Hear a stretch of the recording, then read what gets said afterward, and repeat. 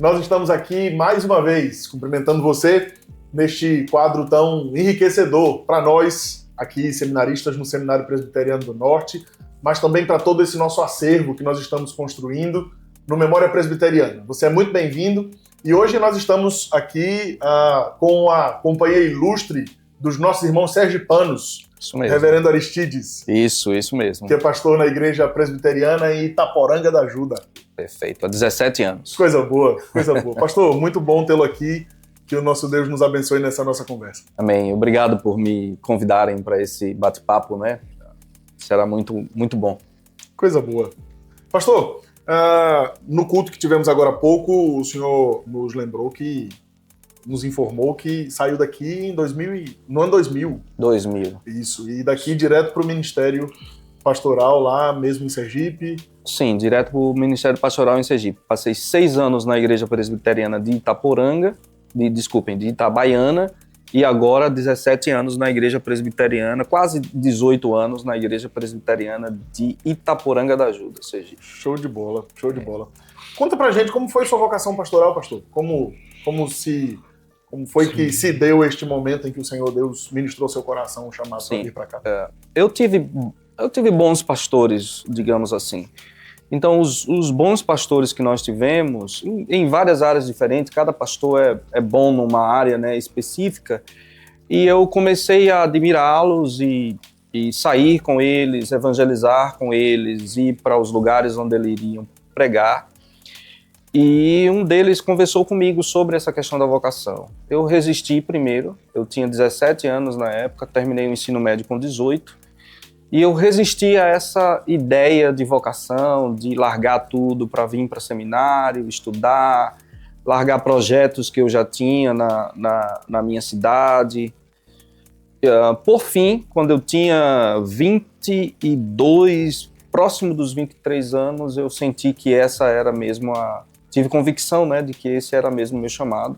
Deixei tudo lá, trabalho, casa que eu estava construindo para casar, e vim para o Seminário Presbiteriano do Norte.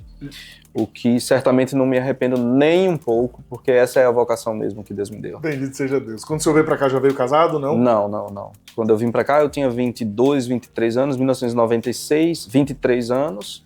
Não era casado ainda, mas só casei depois que terminei o seminário. Joia. Terminei o seminário em novembro de 2000, fui ordenado dia 23 de dezembro de 2000, 23 de dezembro de 2000 e casei dia 21 de janeiro de 2001. Ligeiro bala. Bala.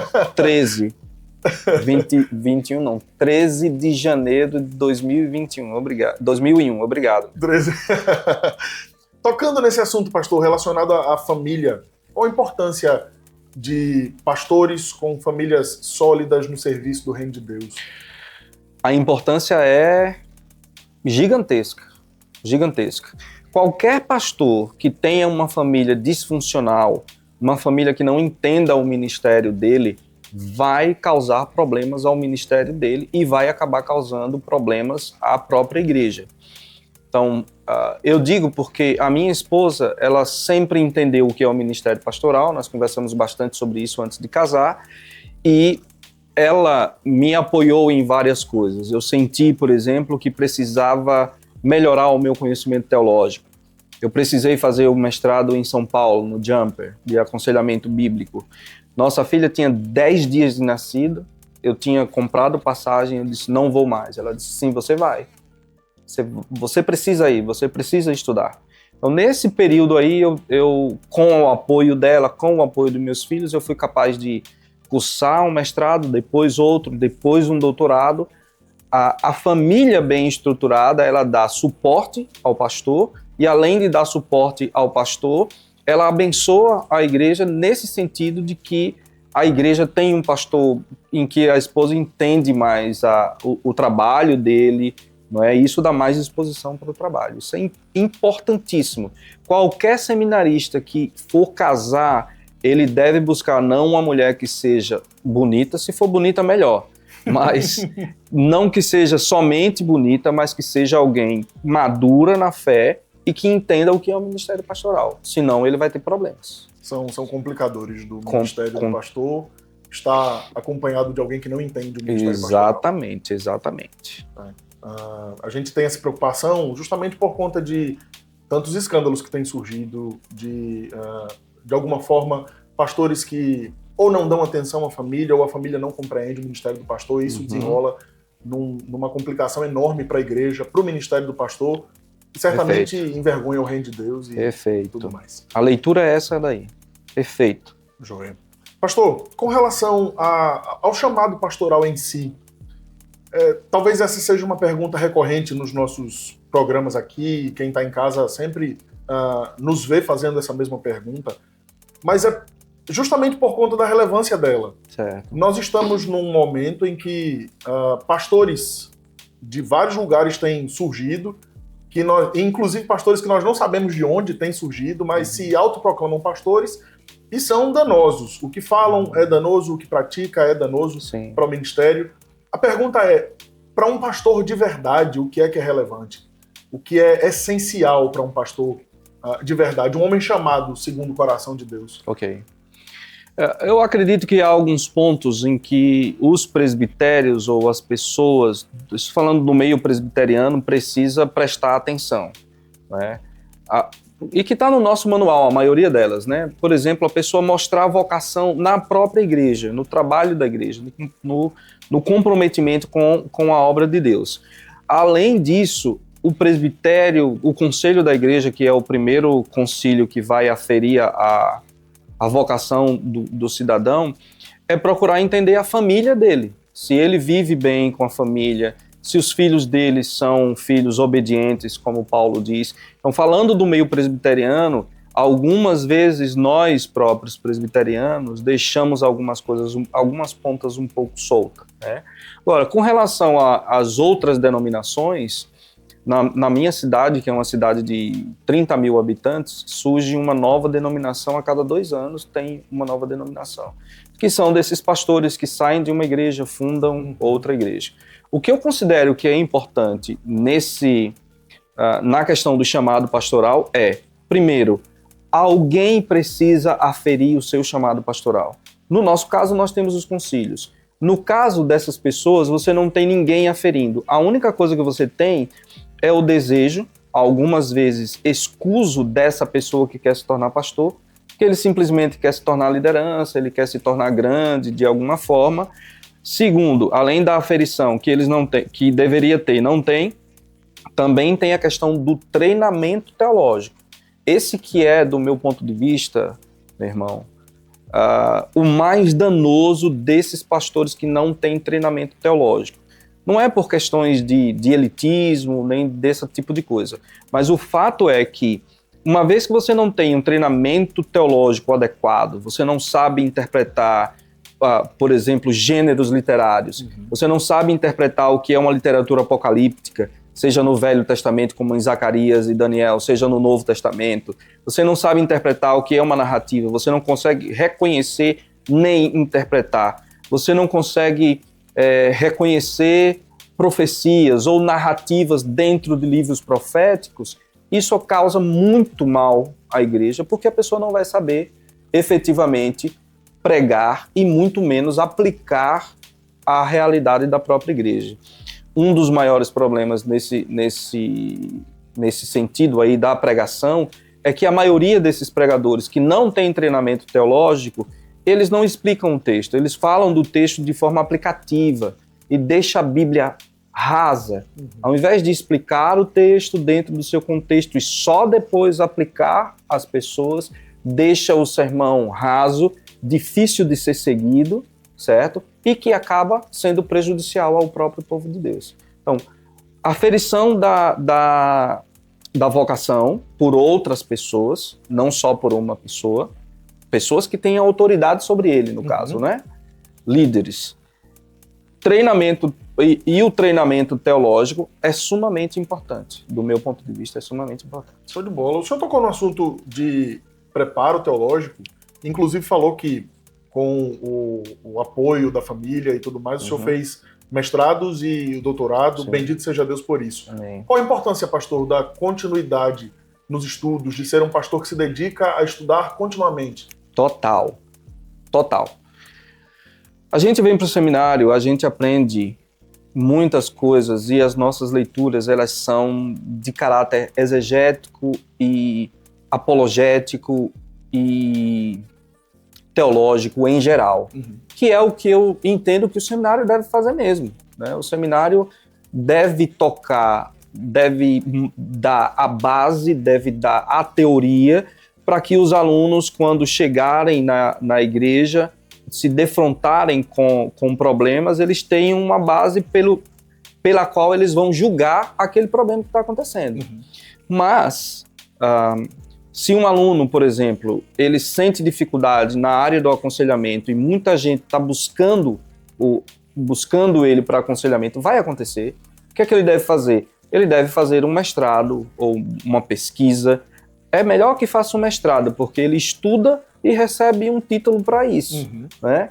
E você estudar, fazer um mestrado, seja de que for, da área que você entende que é importante para você, seja de pregação, seja de aconselhamento, seja de missões, seja um mestrado ou uma especialização, ela é muito importante porque vai manter você atualizado com as coisas que estão saindo, com os materiais, os recursos didáticos que estão saindo, e vai manter você sempre focado em estudar a Bíblia para poder edificar a igreja, nutrir a igreja de forma adequada. Então, a importância dos estudos continuados, ela é sumamente importante. Um escritor que não é muito lido, porque ele é muito prático, chamado Howard Hendricks, escreveu um livro sobre aprendizagem. Ele pergunta, onde você gostaria de tomar água? Numa poça estagnada ou numa água corrente? Então, ele compara que o pastor que não estuda, que não trabalha, que não labuta, ele dá à igreja uma água de poça. E o pastor que trabalha, que estuda, que avança, né, que está pensando no seu próprio desenvolvimento e no desenvolvimento da igreja, ele pensa o seu desenvolvimento para o seu trabalho. É como você tomar água numa torrente de água. Muito, muito importante. Muito importante. Muito obrigado, inclusive, pastor. Ao longo de 24 anos, quase 25 anos de ministério, certamente o senhor passou por situações maravilhosas e também por situações difíceis. Sim. Pelo sorriso, a gente já sabe. Sim, é verdade. Mas houveram situações que marcaram sua vida, marcaram seu ministério e que o senhor pode compartilhar com a gente? Sim, há várias. Eu vou elencar uma ou duas, certo? Então, houve uma ocasião, na verdade, em que eu tive que fazer tudo aquilo que é do ministério pastoral em termos de cerimônia em 3 dias diferentes. Num sábado, eu fiz o casamento de um casal muito querido da nossa igreja. No domingo pela manhã, uma das nossas irmãs faleceu, eu tive que fazer o sepultamento, a cerimônia. Aliás, não, no domingo eu fiz um batismo infantil. Sim. Numa outra congregação. E na segunda eu tive que fazer uma cerimônia fúnebre, né, de uma irmã que tinha acontecido. Então são momentos em que você tem alegrias e tristezas, tudo muito simultaneamente, né, que vai trabalhando você também de alguma forma. Agora, em termos de experiência mais concreta, nós tivemos um senhor lá em que ele tinha mais de 70 anos e nós tivemos que discipliná-lo por adultério. Essa foi uma situação muito triste para mim, porque eu insisto em que as pessoas mais velhas da igreja, elas precisam ser padrão no falar, no agir e em todas as coisas. Essa foi uma situação muito triste. Eu sei que ele não adulterou de fato, mas ele tentou, né? Ele tentou abusar de uma pessoa que trabalhava com ele. E isso foi muito triste para mim, porque posteriormente eu percebi que não houve arrependimento e nós tivemos que retirá-lo do hall de membros da igreja. Uma pessoa que tinha mais de 40 anos frequentando a igreja. Então isso são situações em que dói muito no pastor, mas o pastor tem que fazer para que a igreja cresça saudável. O pastor não pode, ele não pode se furtar a disciplinar quando é necessário. As 3 marcas da verdadeira igreja precisa aparecer no trabalho pastoral, né? Então de todas, essa foi uma mais complicada. Teve algumas outras, mas essa eu não posso falar, não posso explicitar, que foi mais complicada ainda do que essa. Mas certamente são situações que marcam o ministério do pastor, Com porque certeza. a gente tem que se colocar na posição de Timóteo, né? Falando aos pais, aos mais velhos como pais. Sim. Tendo que instruí-los com cuidado. As jovens como moças, né? Como irmãs, né? Sim. As moças como irmãs, sim. Verdade. Pastor querido, certamente quem está nos assistindo são irmãos e irmãs que muito se sentem animados com relação ao trabalho do seminário, da formação de novos pastores, de novos líderes. E estamos prestes ao nosso vestibular, onde certamente há alguém que já é aspirante ao ministério, que já está se preparando lá, servindo na sua igreja local, e está se preparando para fazer as provas, ansioso certamente para vir para cá, para uma casa de profeta e se preparar para o ministério. Se o senhor pudesse se encontrar consigo mesmo nessa mesma condição, certo. Quais seriam os conselhos que o senhor daria para o Aristides aspirante ao ministério, o Aristides que vai vir para a casa de profeta e se preparar para o ministério? Sim, eu daria muitas até. A minha mente está aqui pipocando de coisas, né? A primeira delas é: venha para o SPN. O SPN é uma casa em que você vem e você faz amigos e esses amigos perduram, além de você ter uma excelente formação aqui. Agora, mais importante ainda, ou talvez tão importante quanto isso, é a pessoa começar a se desvencilhar de certas coisas, como quem cortando o cordão umbilical. Porque para muitas pessoas que vêm de longe para aqui, por exemplo, para mim que vim de longe, para outras pessoas que vieram da Bahia, que era o dobro da viagem que eu fazia, o corte do cordão umbilical demorou muito. Então eu vi alunos chorando, alunos que voltaram para casa depois de 2 semanas porque não aguentavam, porque era muito difícil, porque tinha muita coisa para ler. Então a preparação em termos de maturidade, né? Ou diria melhor ainda, a maturidade emocional de um aluno é muito importante. Eu não cheguei com essa maturidade, eu não tinha essa ideia da leitura, do convívio com os colegas, da responsabilidade que nós temos aqui, porque os estudantes têm muita coisa a fazer, têm trabalhos a serem feitos, tem uma série de coisas. Então essa maturidade emocional, ela é importante. Segundo, a maturidade acadêmica, intelectual, de chegar aqui e entender que o objetivo do aluno aqui é aprender, porque ele precisa aprender para ensinar pessoas quando ele sair daqui.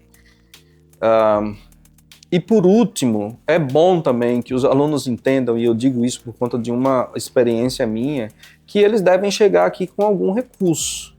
Eu que cheguei aqui, eu não tinha dinheiro nem para tirar xerox. Outras pessoas é que pagaram as minhas xerox.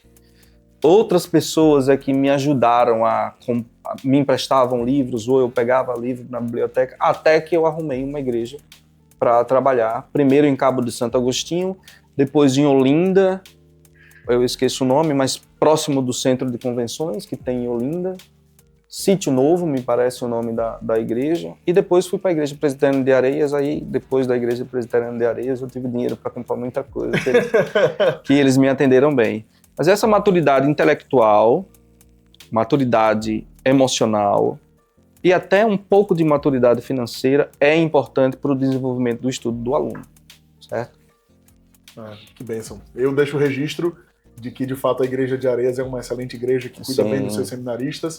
Tive o privilégio de, no meu primeiro ano de seminário, servir na Igreja de Areias. Um abraço a todo o conselho da Igreja de Areias. Eu fui muito abençoado pela Igreja de Areias. Mando meu abraço também para a Igreja de Areias. Certamente. Contribuíram muito com sua formação e com a minha. Sim. Bendito seja Deus. Pastor querido, muito obrigado. Obrigado pelo seu tempo, pela sua disponibilidade. Faço votos que o Senhor lhe dê um ministério profícuo ainda naquela cidade. Amém. Ou onde quer que o Senhor Deus lhe leve. Que o Senhor Deus lhe abençoe em tudo isso. E eu queria convidá-lo a deixar uma palavra àqueles que estão nos assistindo. Ok, primeiro sou eu quem agradece. Sou eu quem agradece. E aqueles que estão assistindo, eu diria, para aqueles que não serão seminaristas, não virão aqui de forma nenhuma, principalmente para as igrejas presbiterianas aqui no Recife. Na minha época nós tínhamos muito apoio, não sei como está agora, mas de qualquer forma vou dizer o que quero dizer. As igrejas presbiterianas, é importante que as igrejas presbiterianas apoiem os seminaristas. Não digo uma igreja ou outra, eu digo todas as igrejas. Mesmo as igrejas que não têm condições de ter um seminarista, de pagar, né, de dar uma contribuição a um seminarista para estar na igreja, seria importante que as igrejas tirassem algum recurso para dar um aluno, para comprar uns óculos, para comprar livros, não é? Que é o nosso instrumento de trabalho, são os livros. Todo carpinteiro precisa das suas ferramentas, não é? E seria importante se as igrejas presbiterianas, e falo aqui mais especificamente aos pastores, que a SAF tem essa movimentação, mas os pastores mesmos, de abraçar os seminaristas para dar a eles recursos bibliográficos, né, materiais, e até mesmo recursos no sentido de contar experiência, de levá-lo à sua igreja para pregar e ter uma conversa com ele, levá-lo para sua casa, almoçar, jantar com ele. Isso é muito importante na nossa própria formação. Para aqueles que vêm posteriormente para estudar aqui, a minha fala a essas pessoas é: estudem, porque o vestibular não está nada fácil. Verdade. Estudem bastante, orem bastante, tenham convicção de que Deus chamou vocês, e depois que vocês estiverem aqui, estudem ainda mais. Porque as igrejas aonde vocês vão precisam de pastores que estudem as Escrituras, expliquem as Escrituras ao povo e apliquem as Escrituras ao povo. É isso. Deus abençoe a vocês, abençoe a todos nós. Amém. Muito obrigado, pastor.